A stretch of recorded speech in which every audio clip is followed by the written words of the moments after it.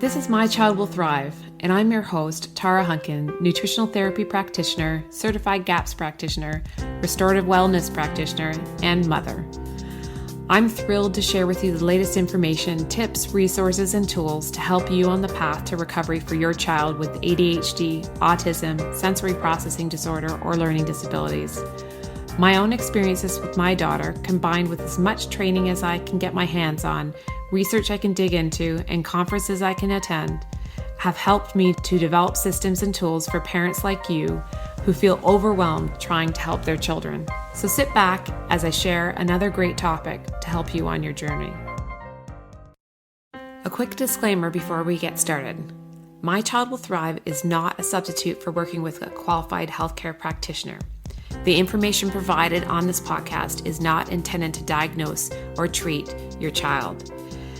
Please consult your healthcare practitioner before implementing any information or treatments that you have learned about on this podcast. There are many gifted, passionate, and knowledgeable practitioners with hundreds, if not thousands, of hours of study and clinical experience available to help guide you. Part of our goal is to give you the knowledge and tools you need to effectively advocate for your child so that you don't blindly implement each new treatment that comes along. No one knows your child better than you. No one knows your child's history like you do or can better judge what is normal or abnormal for your child. The greatest success in recovery comes from the parent being informed and asking the right questions and making the best decisions for their child in coordination with a team of qualified practitioners in different areas of specialty. Today's podcast is sponsored by the Autism, ADHD, and Sensory Processing Disorder Summit. In order to learn more about the summit and to sign up for free, please go to www.mychildwillthrive.com/summit. Hi, welcome back to the My Child Will Thrive podcast. I'm excited to have you here with me today and to be able to share with you an interview that I did with Dr. Ryan Cedermark, functional neurologist for the Autism, ADHD, and Sensory Processing Disorder Summit. In this interview, Dr. Cedermark talks about simple exercises you can do at home with your child to balance their brain and improve neurological function and development. If you'd like to listen to more interviews from the Autism, ADHD, and Sensory Processing Disorder Summit for free, you can sign up at www.mychildwillthrive.com/summit. Without further ado, here's the interview in full that I did with Dr. Ryan Cedermark. Enjoy. Welcome back to the Autism, ADHD, and Sensory Processing Disorder Summit. I am very excited to have with me today Dr. Cedermark. He's going to be talking to us about simple neurological exercises to create a balanced brain. So I'm going to tell you a little bit about him before we get started. Dr. Cedermark graduated from Life University in 2011, and while in school, he enrolled in postgraduate neurology courses, earning his diploma in neurology from the American Chiropractic Neurology Board in 2013. He's passionate about a multidisciplinary approach into healthcare, and he graduated with his Bachelor of Science in Nursing from Duke University and completed a family nurse practitioner program at Georgia State University in 2018. So we are super excited to have you here today because not only do you do that, you also have an amazing Facebook channel called Brain Chat, where you talk about all things functional neurology all the time, which is really exciting. And of course, you know, you are a repeat speaker here on the summit. So I'm really glad to have you here again. Yeah, thank you so much for asking me to be on again. This is awesome. Yeah. Well, let's get right to it today so that people can hear all about these things. So let's start right from the very beginning. In order to create a balanced brain, we need to leverage neuroplasticity. Can you explain to everybody what the principles of neuroplasticity are? Sure. So the brain it's pretty cool because as most of us know now, the brain can change. So the things that we do on a day-to-day basis can mold and shape the way that our brain works. And it's really interesting because you talk to some people who have been in practice for a long period of time, And not so long ago, they were taught in medical school that the brain couldn't change, and that what you saw with the brain is what you got. So the laws of neuroplasticity basically mean that the brain can change for the better or for the worse. And when I learned that and I started to understand neuroplasticity, it made sense to me by how a chiropractic adjustment or how exercise can make you work better and feel better and do better. So the basic laws of neuroplasticity are, which I'm sure everyone's heard, is if you don't use it, you lose it. And then again, another way to look at it too is if you lose it, so if there's brain trauma or brain injury, and then you don't use it anymore, you lose it more. Does that make sense? Makes So, total sense. yeah, so it's pretty simple stuff, but with neuroplasticity, you have to create a good environment for your brain. And a good environment comes in the form of good nutrition, getting good oxygen to the cells, and then also what I really am passionate about talking about is good stimulation to the nervous system. So it really relies on good information coming in to get better and be better. Yeah. So where does neuroplasticity play a role though in development of the brain, like the growing of the brain? So the brain, as we come out, I think of like the brain as a clean slate when we're first born. But what's important to remember too is that there's things that can happen in the womb, like maternal stress or environmental toxins, that can actually change how well the brain is going to be born. So the brain starts out with billions of neurons. I think most of the research says in the hundreds of billions, which I don't even know what that number looks like, but it's a lot. So you're kind of like given a ton of neurons, and you have this huge opportunity to build a lot of plasticity. But over time, you start to lose neurons that you don't use. So basically, neuroplasticity happens from even before you're born, based on mom's health, dad's health, the environment that they're living in, how stressful the environment is. And then when you're born, and then the few years that you're going through your childhood, those can really shape and mold the brain to be better and kind of like gauge into the neuroplasticity aspect of it. But Yeah. it starts long before we're even here, technically.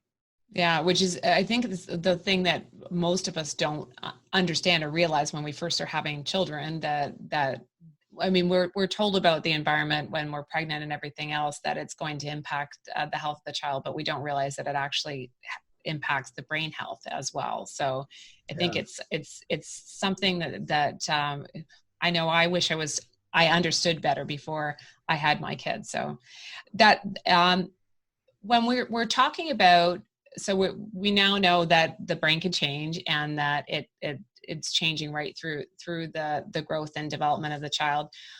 What happens when that development or that plasticity sort of goes on offline? What is the concept around the balanced brain?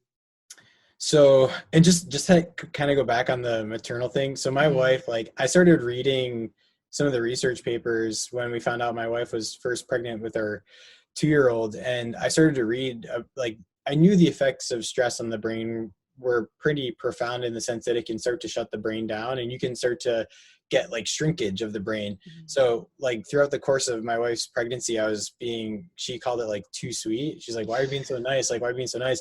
I'm like, I just don't want you to stress out. Like I didn't know what I was doing being a first time parent, but I would do everything I could do to try to make sure that like she wasn't as stressed as, she could have been, just to try to help with our baby's brain. But anyways, I just found that to be so fascinating because the more you read about stress, the more you learn that it really can just dampen and hinder the brain's ability to develop good plasticity and good neuroplasticity. But it really, oh, sorry, go ahead. Yeah, no, I was going to say that's actually a really good point because we don't really think about that as well. Like in terms of, we also now know that on the neurodegeneration side of things, that stress can start the downward trend as well. So it makes a lot of sense that it's going to have the same impact on the developing brain. Yeah, it's crazy to me to think that, but so yeah, we're given this beautiful clean slate of billions of neurons, and then throughout life, the brain's pretty picky. So the way I like to look at it is when we're first born, we're kind of given this beautiful brain that's a big sponge.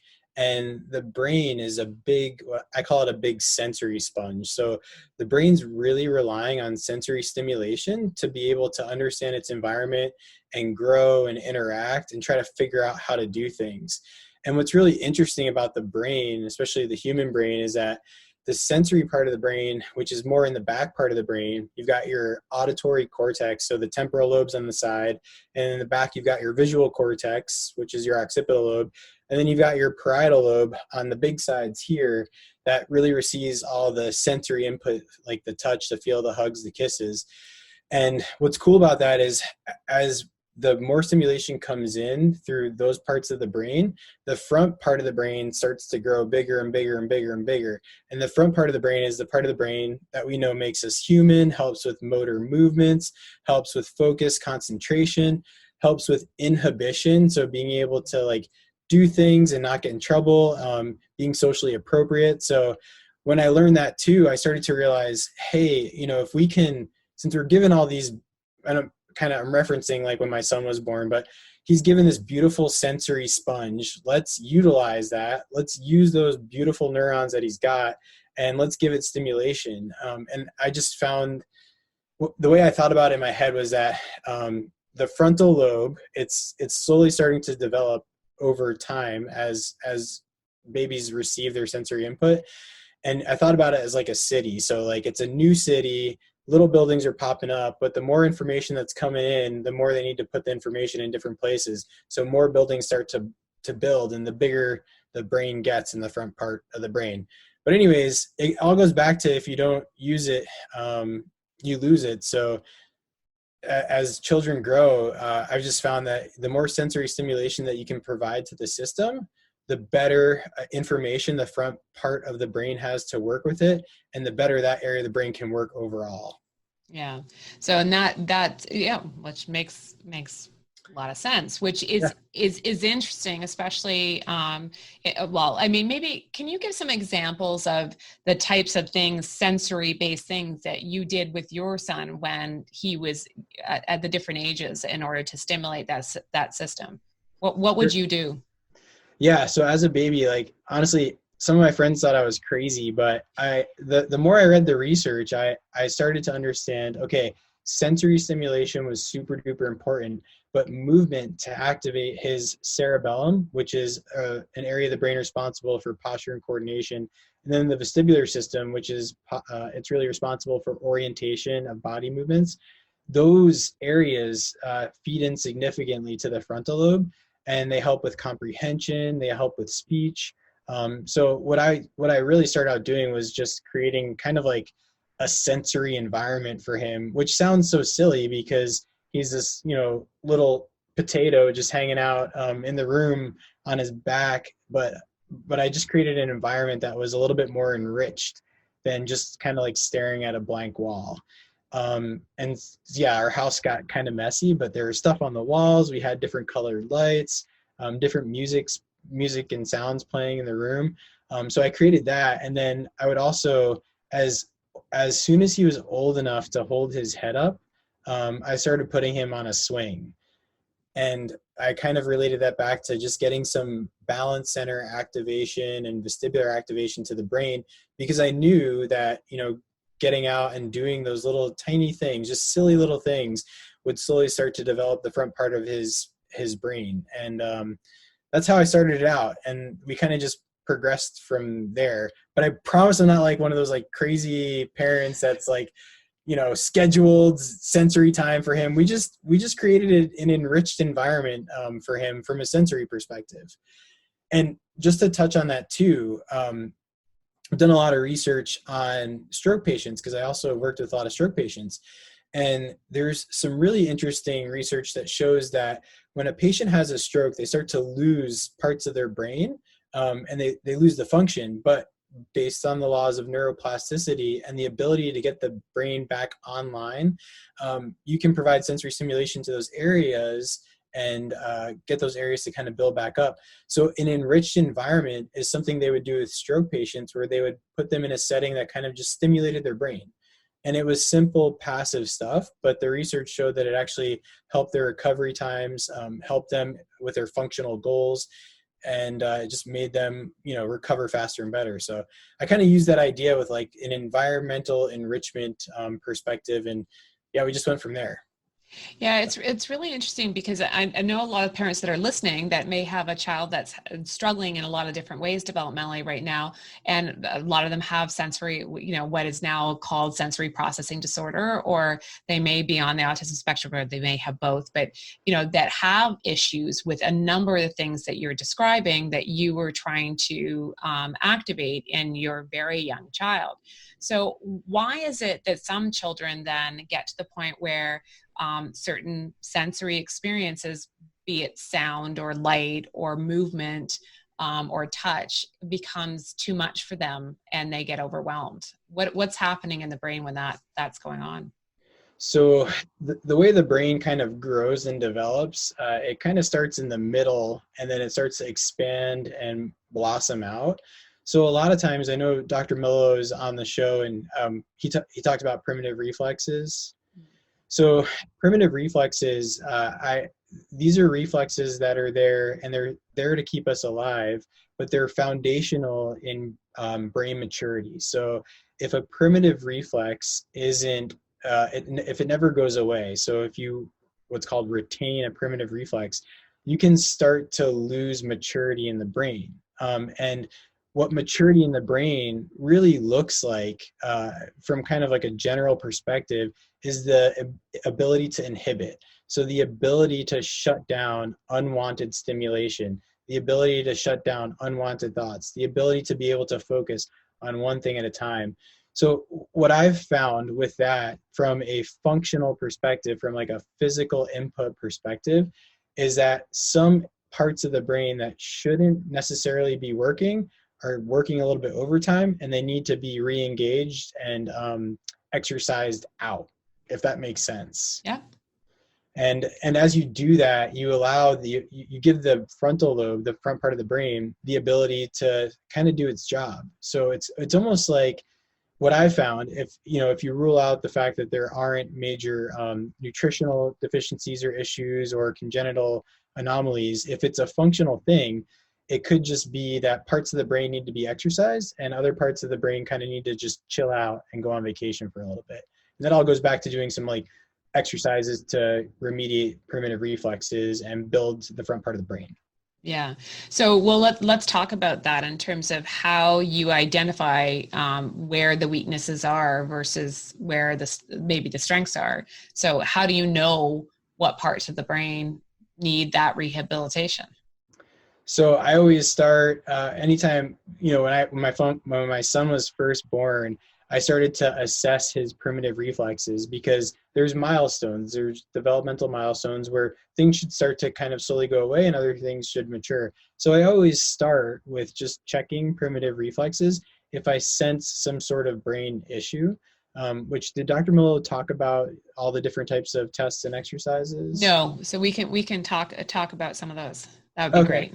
Yeah. Yeah. So, because the brain's a sensory sponge, some of the most common primitive reflexes that I've seen to kind of stick around or resurface in times of stress or brain trauma are things like the palmar reflex, which is a super duper simple thing to test on your child. Basically, what should happen if you stroke someone's hand that's of maturity, so like an older kid, anyone kind of past the age of like 6 months to a year, if you stroke their hand several times, their hand should stay in extension. So an open palm should stay open. What you may see in a palmar reflex is the hand starts to slowly kind of flex. Because what a palmar reflex is you put the finger in and the baby grabs your hand. It's not because the baby likes you, it's just a reflex. I'm just kidding. The baby loves you. So you check that. And then what I love to use as a sensory stimulation is vibration. So I have all these little gadgets that vibrate. You can buy like $2 ones at Walmart or I guess anywhere, or you can buy like the fancy ones, but basically I would just put vibration. So for my son, I would put vibration in the palm of his hands, because vibration for most people is a very nice stimulation. It's very calming and soothing. and it actually activates the big fibers in the spinal cord, and it fires into really important parts of the brain. So I just use vibration on the palm of his hand, and then I just retest it. You just provide stimulation to areas that need the stimulation. So I always check palmar reflex, then I check something called the spinal galant reflex, which I'm sure a lot of people know about on here. But if that one's retained, you do see a lot of things like hypersensitivity, sometimes prolonged bedwetting. And to me, all it really is the muscles that are responsible for posture and coordination just haven't gotten the loving that they need. And what I mean by that is that they haven't been really activated or just, yeah, given the stimulation that they need. So I would use vibration on the muscles of the paraspinal groups, which is those big muscles that run alongside the spine with vibration. And there's other exercises you can do for that.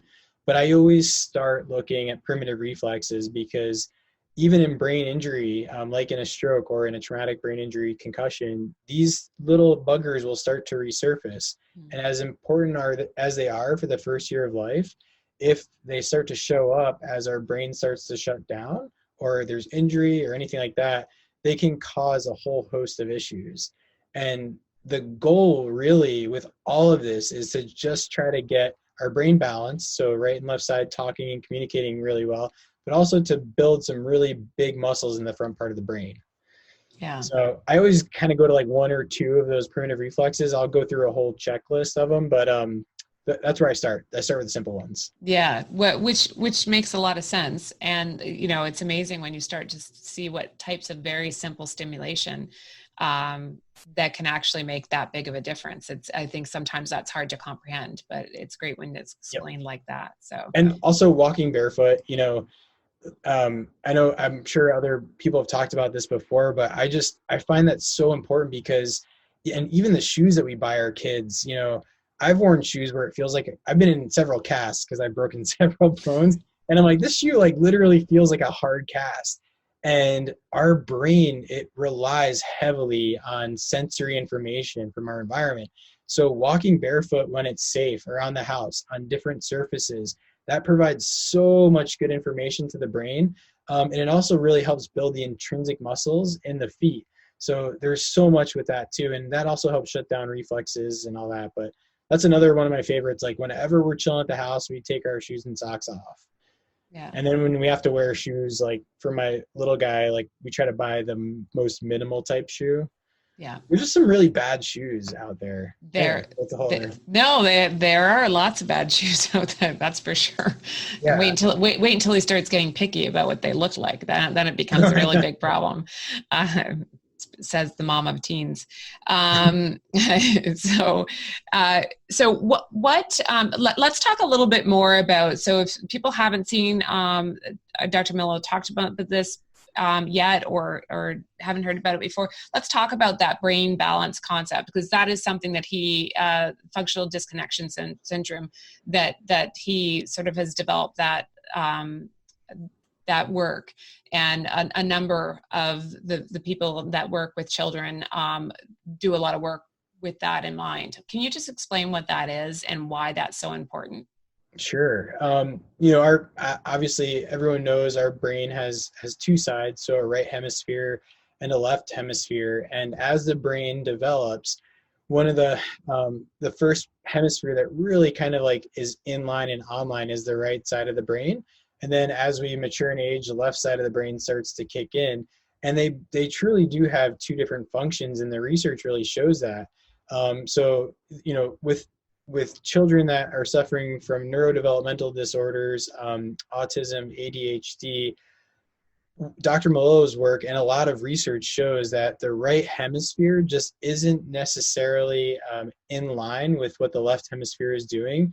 So it's almost like it's working and it's there, it's just not where it should be. And it's very functional in nature, which means that there's just something kind of hindering the maturity of that side of the brain. So with functional disconnection syndrome and with hemispheric imbalances, basically just it's a seesaw. And you can think about it as there's a little bit more going on the left side than the right side for some conditions, and then vice versa for others.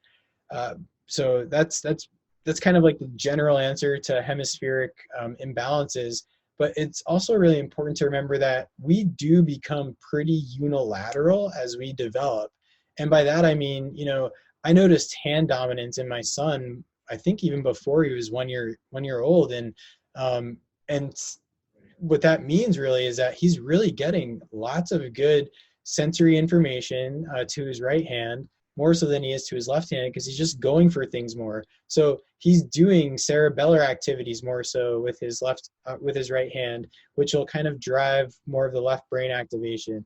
He's getting more stimulation to the senses on his left hand because he's using it. Senses to his right hand because he's using it more, and that's driving more of the left brain. So you do see some kind of like unilaterality with us, and you can do it like if we all just stopped right now and tried to brush our teeth with the opposite hand, which I know we've all talked about before. It's hard to do. So I think over time, as we develop, we do start to get some sort of baseline hemispheric imbalance, but it can get a little bit worse and more difficult if it's not addressed, or if there's not other good things kind of making up for that. Yeah. But basically, I always just think of the brain as a seesaw. Like, what are the left brain functions? What are the right brain functions? What is this person or child having an issue with? And where's that in the brain? And how can we try to get exercise to that area? Yeah. So let's just talk a little bit, because obviously that's some, in terms of identifying those things, it's best to work with a practitioner to find out exactly where it needs to be rehab. But when we actually do get to doing the rehab, and Dr. Millo in his book also has some good at-home tools to get that job done in terms of assessing too. So I will put a link to that below this talk too. But what types, so like, I think parents often are like, you've explained some basic things using vibration things, but what does neuro rehab look like? Is it like, like you said, you don't make it like you're creating the sensory time. How do you build that sort of into what you do and how you play and how you live with your children all the time? So it doesn't necessarily have to be a therapy time. Yeah. Well, you have to make it fun. Like homework has to have to be fun. I'm just kidding. I mean, for me, like if you're at home and you're a parent, it's got to start with some big muscle group activation. And what I mean by that is,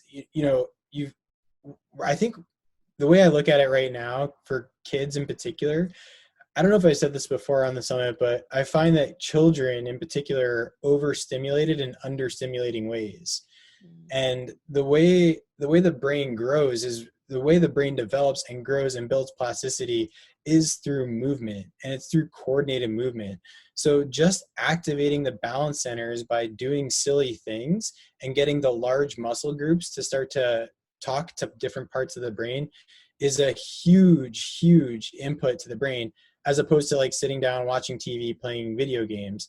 So, I think it all just starts with like getting outside, tumbling around a little bit, playing some silly games, and then working on the big balance groups. And I know it's very general, but like for specific exercises, core stuff is huge. And, if you have a child where you could actually get them to do some core activation exercises, those areas of the body will fire into the balance centers of the brain. Those balance centers of the brain, they'll fire up to the big part of the brain, and it creates a nice little healthy loop of activation. So getting good engagement of the core muscles by doing like planks, core stability exercises, yoga, silly stuff like that, that's really, really good. And then, I'm a big fan of kind of like just finding something that the kid loves to do that gets them physically active. The brain will find a way to get coordinated, in my opinion. So for my little guy, when he was about like 1.5, I think it was a little earlier, he got a scooter for Christmas. So he was like 1. And he just, he stood up on the scooter, he hated it. And then we like just left it out in the living room, and then he started to try to figure it out. And slowly but surely he just developed, he took off on the scooter and he just started riding around like crazy. So obviously, having something where the kid can be passionate and excited about doing it, that's a huge thing, as opposed to like regimented exercises. But for me, it always starts with big muscle activation, trying to get some coordination in there, and then kind of fine tuning that with other different types of smaller muscle group exercise things.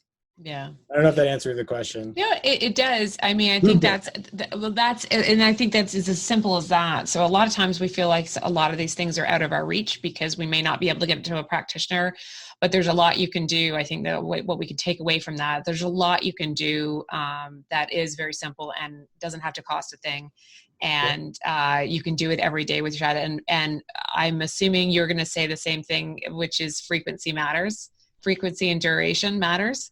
Yeah, for sure. So, the other thing too is just like getting your children out to a playground. We have a playground in our neighborhood, and a playground I've just found to be such a awesome place for kids to hang out. Not because they're going to play, but like I never realized this until I started studying this stuff, but that is a huge brain sensory input from a physical perspective, from a somatosensory perspective.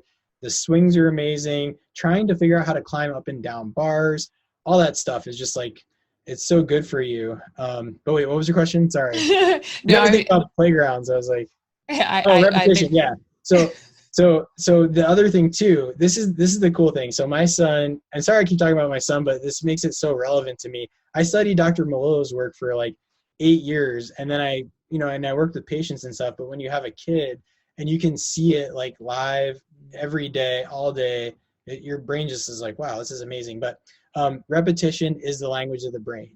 So, you'll notice my son has a school teacher. He's in like a children's school, and now that we're out of school because of what we're going through, he posts videos every day, and he mentioned something in his last video. You'll notice that a lot of these songs are the same, but that's how children learn.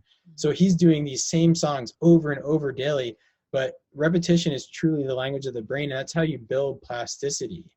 So I love it. Like my son will do something and then he'll say more, more, more. And he'll continue to do that until he like feels like he gets it. And the way that works in your brain is you have this conscious brain that's always trying to figure out and learn how to do things. And once it's snagged onto that, it'll just kind of embed it in an area of the brain, just like riding a bike. The more you do it, the more you do it, the more you do it, it's hard, you fall, you get back up.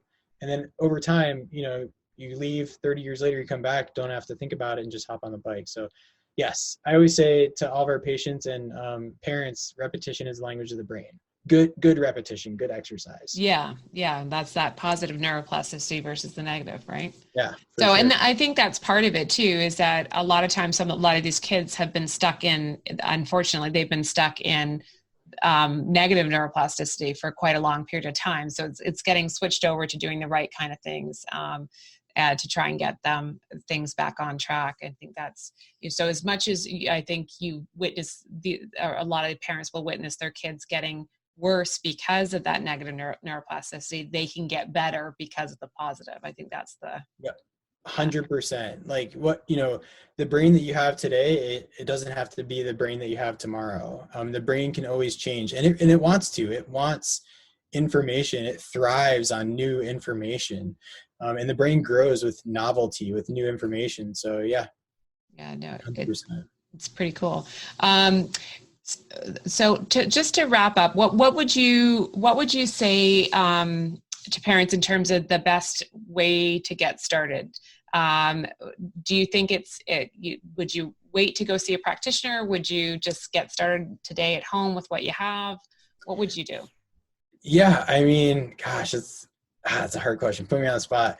I mean, I would just start with sensory input from the day they're born, but depending on where your child's at, there's a lot of ways to try to learn to see what areas of the brain aren't necessarily working as well as they should, and how to do those tests at home. And again, to talk about Dr. Malolo's book, Disconnected Kids, I took that book with me to school, and when I was in clinic, in school working with patients, because it's got a checklist, and it helps me try to kind of like guide some way to look at this stuff. But his book does a really nice job of looking at what areas of the brain should be working, what areas aren't, and then what you can do to try to rehab those brains, and then retest and see if you're making improvements. So I would definitely start there. If you know of someone that does brain balance type therapy in or around your area, I would just check in with them and see if they can, help you out and do an assessment on your kid. I think that's important too. But then, hanging out with Tara, making sure you message her online, anyone that has good resources and information, I think it's so important. Like it's wild because I know, there's so much that we can do for these kids, and their brains are so moldable. So don't ever think that wherever your children's or child's brain is where it's going to be. It definitely doesn't have to be that way. So I don't know. That's a tough question. I would start. You can get a Dr. Miller's book and then go from there. That's how I started learning this stuff. Yeah. And if you want to nerd out, just read research papers. I'm just kidding. Well, he's a nerdy book too. Like he's the full textbook. We can get the full textbook out too. No, I think that's great advice. And I, like you said, and what I like about it is the message of hope. The reality is that we can, and improvements won't necessarily that every child will be exactly typical in terms of their development, but we can make marked improvements at pretty much any age. Obviously the younger, the easier, but it's amazing to see what kids at older ages can do. I mean, that from working with adults with brain injury as well. So. Yeah. And I would say this too, obviously everyone's brain is so beautiful and we're all different in amazing ways. But, I've learned a lot from the way like traditional medicine works compared to how some of these therapies work. And what's so interesting to me and my wife, like she's a physical therapist, so she can kind of like speak on behalf. And the way we've had our discussions is with traditional therapy, if something doesn't work, sometimes a therapy for that is to kind of almost like avoid it and try to like figure out how to compensate for that insufficiency within the brain. But or trying to do like some sort of direct stimulation to that area, and that doesn't work. But the way these exercises work is that you have to look at the brain as kind of like a central hub, and there's tons of different pathways into the brain to get activation to certain areas. So just because one exercise or one training session or something didn't work for your kid or your child, there's other ways to tap into the brain. So there's so many different exercises and ways to do it. You just kind of have to figure out where their brain is at and how you need to meet their brain where the brain is at, and then kind of like go from there. So different pathways into the brain. I've just seen it. One thing doesn't always work necessarily for the other for different patients with similar conditions. It just really depends on what the brain wants, and the brain is kind of picky too. So it's pretty stubborn. But that's actually really, really good advice to give, because the thing is a lot of times we compare what one person's doing with their child and to try with ours, and it doesn't work. And the answer to that is that every child is different. We know that. We have to personalize the approach for each kid. There's obviously always starting points. That's why it's great to have references to start with. But if you're getting stuck, I'm sure you can find a practitioner that can help you through that stuck point. So. Yeah, for sure. Yeah. Well, I have to thank you again for taking the time to talk with us. It's been great, lots of great information, and also lots of hope for the parents that are listening. So I want to thank you for doing that. Can you just remind everybody where they can find you if they want to learn more about what you do and how you do it? Sure. Yeah. I'm in my basement. No, I'm just kidding. So I have a page on Facebook called Brain Chat. We do post, I try to take the posts. They're just very general posts every day, but I do focus a lot on like brain rehab, brain rehabilitation, and brain stimulation for children with ADHD, autism, and then all the way up to like neurodegeneration and stuff, just to try to like create some different thoughts on how we could make the brain a little bit better. So I have a page called Brain Chat. That's pretty much it. Other than that, I'm like currently in an orthopedic practice. So that's kind of boring for everybody. But also to parents, make sure that you give yourself some hugs and loving, because all you parents are awesome working overtime to be amazing parents. So high five to you guys. Yeah, absolutely. Yeah. Well, and I told Ryan this before we started talking, but you have to follow his page, because Brain Chat is a fabulous resource, and especially if you'd like to get a little bit more into the nerdy part of the brain and really understanding the inner workings of it. But it's always entertaining as well. So I want to thank you again for taking the time again with us this year. And I know we'll get a chance to do this again soon. Thanks, everybody. So that's a wrap. Thanks for joining me this week on My Child Will Thrive. I'm so passionate about giving you the tools and information you need to help your child recover. And as they say, it takes a village, so join us in the My Child Will Thrive Village Facebook group, where you can meet like-minded parents and stay up to date on everything we have going on at My Child Will Thrive. This is Tara Hunkin, and I'll catch you on the next podcast or over at mychildwillthrive.com.